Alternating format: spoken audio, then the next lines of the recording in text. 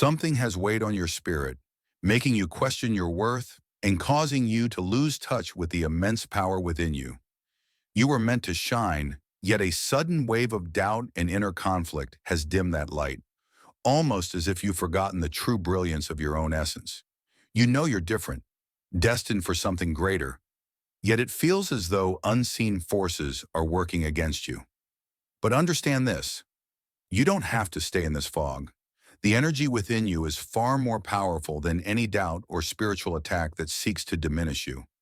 If this resonates with you, like, subscribe, and comment 77 to signal to the universe that you are ready to reclaim every piece of the light that has been lost. Chapter 1. The moment you lost sight of your true power. There was a time when you stood in your full confidence, and people either admired you or felt intimidated by your presence. Your very energy could shift the atmosphere of a room the moment you stepped in. It wasn't just about appearance or charisma. It was the unmistakable glow in your eyes that declared, "I know my purpose." Others saw it and recognized that rare spark, something they couldn't quite name but deeply envied or adored. Then slowly, something began to shift. Maybe it was a betrayal by someone you trusted with all your heart. Maybe it was the buildup of criticisms, those little comments that seemed harmless at first but sank into your subconscious, planting seeds of self-doubt. Maybe it was simply an overwhelming sense of exhaustion from always being the one others leaned on for support. Whichever it was, it created a crack in your defenses. Through that opening, an onslaught of negative energy began to seep in, chipping away at your once unshakable certainty. You can almost pinpoint the exact moment you lost your footing. You might not have recognized it as a full-on spiritual attack at the time. The changes were subtle. You started questioning your decisions, second-guessing your intuition, withdrawing from activities that used to bring you joy. Even your body felt heavier, as though you were dragging unseen chains around with every step. Your once bright aura seemed dim, and people who used to be inspired by your presence grew concerned or distant, not quite understanding what had changed. It's unsettling how easily such an attack can creep in. Instead of marching in with fanfare, it quietly undermines your beliefs about yourself. It tells you you're not worthy or that your goals are too high to reach. You might notice that situations that never bothered you before suddenly feel heavy and complicated. You forget that you're an alchemist of energy, capable of transforming negativity into fuel for growth. The shift is so gradual that it feels almost natural until you wake up one day feeling like you can barely recognize the person staring back at you in the mirror. This moment is crucial. When you reach the edge of your confidence, you stand at a crossroads. Either you let the shadows swallow you whole, or you fight to remember your own power. Many people succumb to the shadows because it's easier, at least at first. They don't have the energy to confront the onslaught of doubts, so they live as a muted version of themselves. But you were never meant for a life of dullness. That's why, deep down, you feel a sting whenever you sense your own light is being compromised. You can reclaim your strength, though it may require stepping back and recognizing you were under siege in the first place. Awareness is the first step, because once you see the pattern, you can begin to dismantle it. Realize that the spiritual attack thrives on keeping you unaware of your gifts, hoping you'll never question why your energy feels off. But you are a chosen one, born to be a testament to how powerful a single soul can be. The moment you decide you've had enough is the moment the real healing begins. Chapter 2. Acknowledging the spiritual attack that targeted your core. Sometimes you wonder if everything that's been happening, the sudden nightmares, the draining encounters with people who seem to pop up out of nowhere, the unshakable heaviness, is just a coincidence. Yet there's a part of you that whispers, it's more than random misfortune. Your sacral and solar plexus chakras feel off kilter, as though your sense of creativity, confidence, and personal power has been hijacked. When these energy centers are compromised, it's not just an emotional slump, it's a deep spiritual assault designed to make you question who you are. You might recall a time when you were untouchable. Challenges came and went, but you faced them head on, secure in the knowledge that you had the resilience to overcome anything. Now you feel a curious mixture of numbness and anxiety. Some days you question if you'll ever get back to that place of unbreakable faith in yourself. But here's the thing. The very fact that you're asking questions means that somewhere inside, you know you're under attack. That's the flicker of truth refusing to be extinguished. These spiritual assaults don't always come from obvious enemies. More often, they're orchestrated by subtle energies that latch onto existing wounds, old insecurities, unresolved traumas, or toxic relationships, and exploit them until you doubt everything you once held true. In many cases, the people around you, even those with questionable intentions, aren't fully aware they're pawns in a larger scheme. Their harmful actions and negative words become conduits through which dark energy seeps into your life. This is why acknowledging the attack is half the battle. Denial only allows it to grow stronger. By naming it, you shine a light on the shadows that are trying so desperately to subdue you. You start to see patterns, the late-night thoughts telling you you're not good enough, the sudden bursts of fear that stop you from pursuing your dreams, the compulsion to isolate yourself when you should be seeking connection. These patterns aren't coincidences. They're strategic moves by the forces that fear your potential. Once you realize you're under spiritual siege, you can begin to break free. It might involve radical self-care, from unplugging social media for a week to spending time in nature, where the Earth's energy can recalibrate you. It might mean journaling every morning to capture the negative voices in your head, examining them and releasing them. It could involve prayer, meditation, or any spiritual practice that helps you refocus on the truth. You were born with gifts that can outshine any darkness, as long as you remember to use them. It's also critical to re-examine your circle. Who do you spend your time with? Are these people fueling your growth or feeding your insecurities? Sometimes the ones closest to you are the largest contributors to a spiritual attack, especially if they're carrying unacknowledged pain of their own. This isn't a call to shun the world. It's a reminder to be deliberate about your energy exchanges. Boundaries aren't selfish. They're essential when defending against forces that target your self-worth. Acknowledgement doesn't solve everything overnight, but it's a powerful turning point. With your eyes open, you're less likely to be blindsided by negative influences. You can start making conscious decisions to guard your mind and heart, whether that means stepping away from people who drain you or devoting more time to nurturing your spiritual gifts. By recognizing the spiritual attack, you undermine its ability to make you forget who you truly are. A beacon of potent, transformative energy that cannot be dimmed by external forces unless you allow it. Chapter 3. Rebuilding the Walls of Resilience. Having realized you've been under a spiritual attack, you now stand on a threshold. You've named the struggle for what it is, but knowing is only the beginning. The real work is in rebuilding the resilience you once wielded so effortlessly. Resilience doesn't just appear overnight. It's forged in the fires of adversity. Every time you confront negative energy, you have an opportunity to reshape it into something that strengthens you rather than weakens you. Resilience is partly about being aware of your triggers. Perhaps certain social media posts make you feel inferior, chipping away at your self-esteem. Or maybe you have acquaintances who claim to support you but subtly undermine you with backhanded compliments. Identifying these triggers is not about living in fear. It's about reclaiming control of your emotional and spiritual boundaries. When you know what feeds the chaos, you can choose to starve it. One powerful way to rebuild your defenses is through consistent self-affirmation. The mind is the primary battleground in any spiritual attack. If an onslaught of negativity has taken root, you need a disciplined practice to rewire those internal scripts. Each morning, as you open your eyes, you could affirm, "I am powerful beyond measure. My energy is sacred, and I protect it with unwavering faith."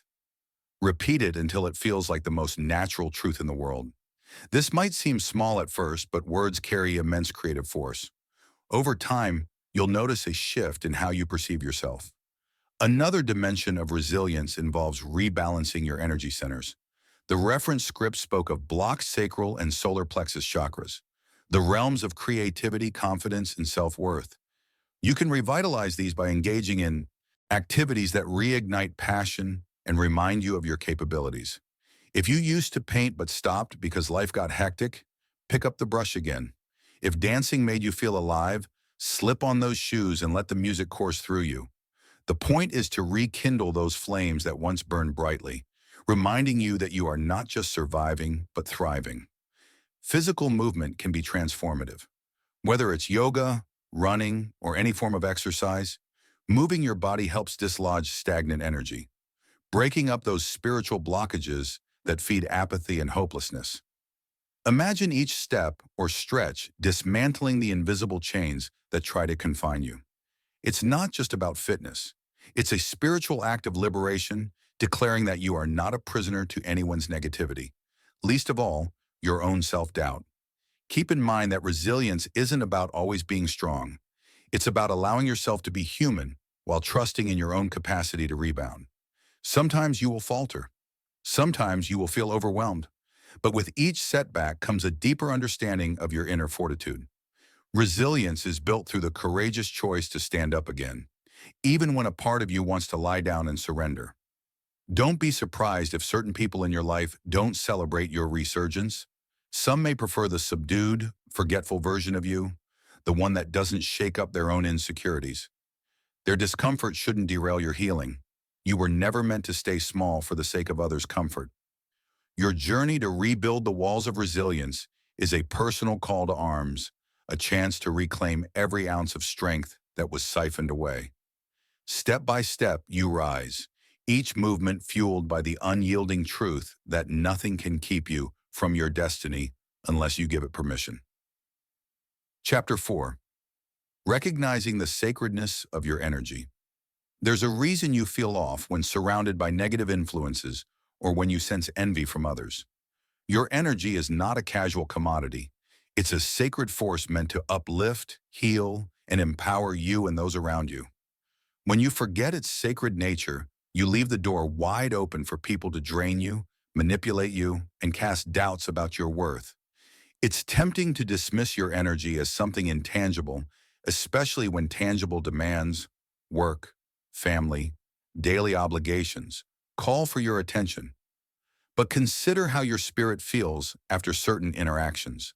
Some people or environments can light you up, making you feel like you could conquer the world. Others weigh you down, leaving a lingering heaviness that's difficult to shake off. That's not an accident. It's feedback from the universe, a built-in warning system telling you where you're honored and where you're diminished. Recognizing your energy as sacred means giving yourself permission to withdraw from spaces that undervalue or exploit it.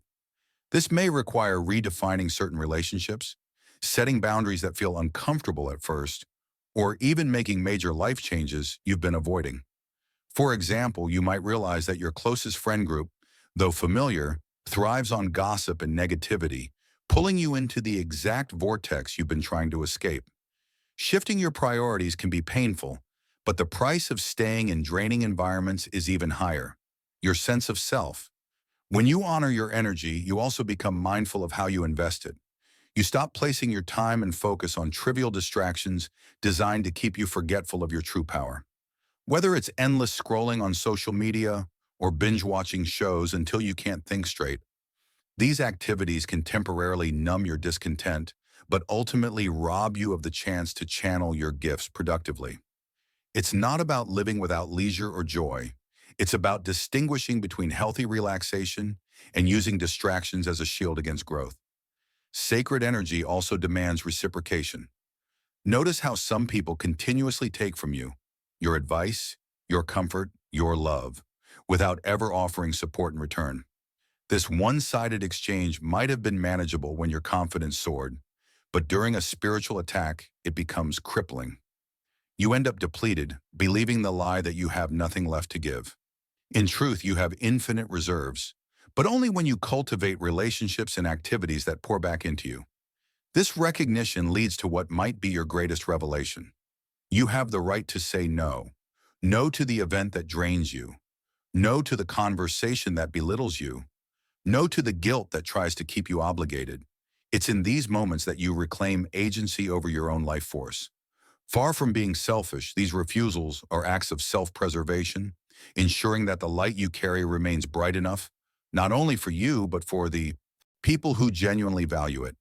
Honoring the sacredness of your energy isn't about hiding away or cutting off the world. It's about engaging with life from a position of strength and discernment.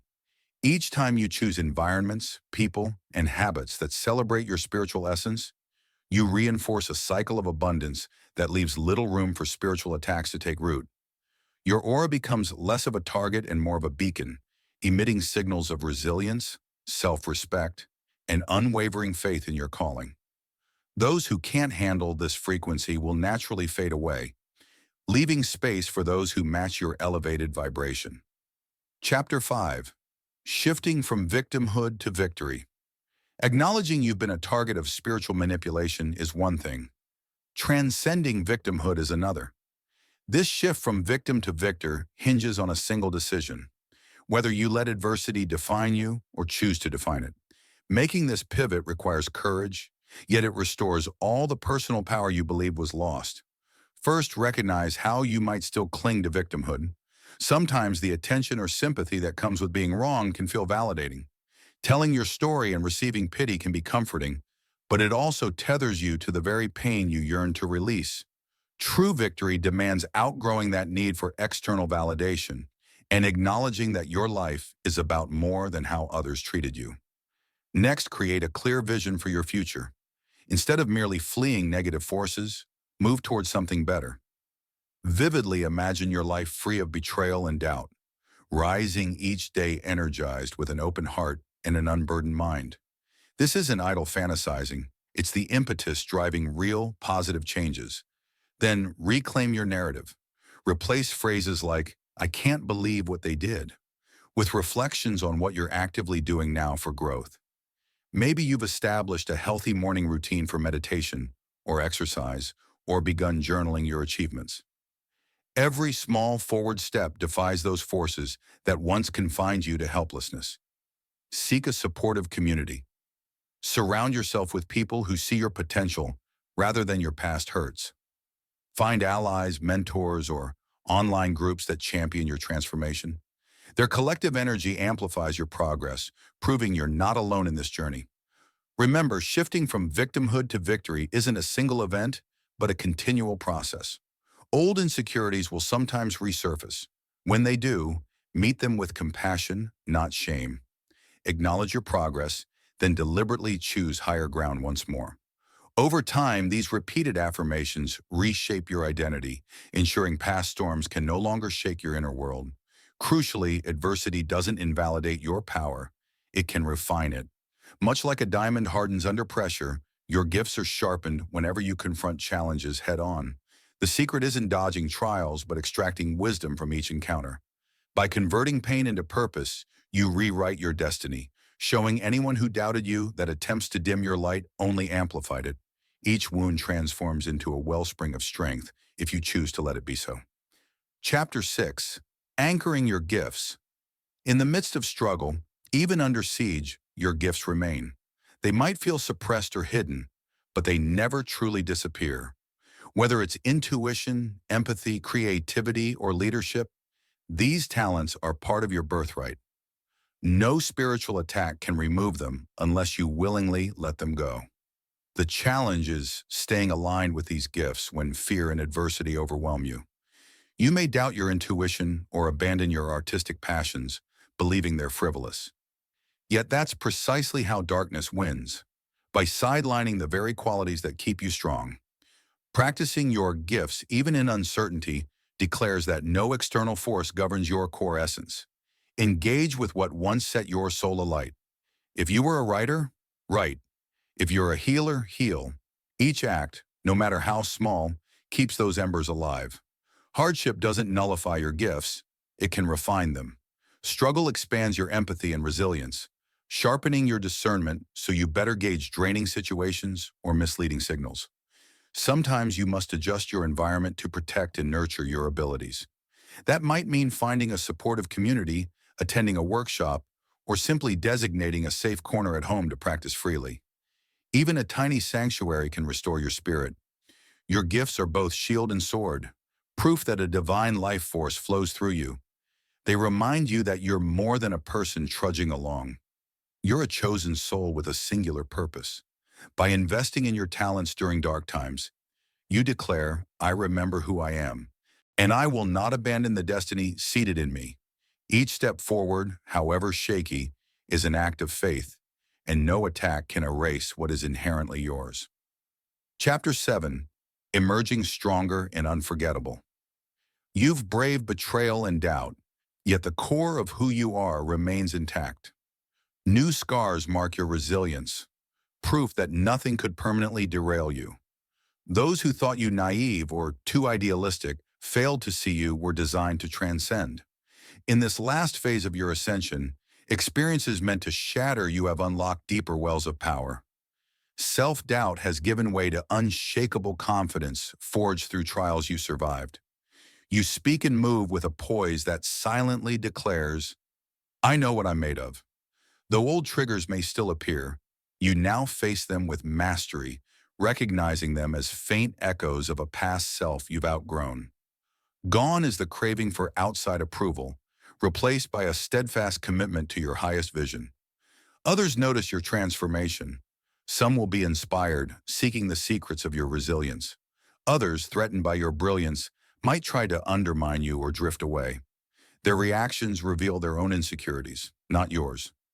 You now stand in a space safeguarded by divine favor and earned wisdom. A calling may stir within you to guide others who bear similar bruises, showing them how struggles can become stepping stones. Your drive to teach or mentor doesn't arise from ego, but from empathy. You survived spiritual attacks, endured and emerged victorious. Who better to illuminate a path for those still lost in darkness? Don't shrink from this role. Your story isn't just a personal victory, it's a guiding light for those who feel abandoned by hope. You are living proof that while darkness may momentarily obscure the stars, it can never erase them. In the grand design of life, your struggles have woven threads of resilience, clarity, and deepened self-love.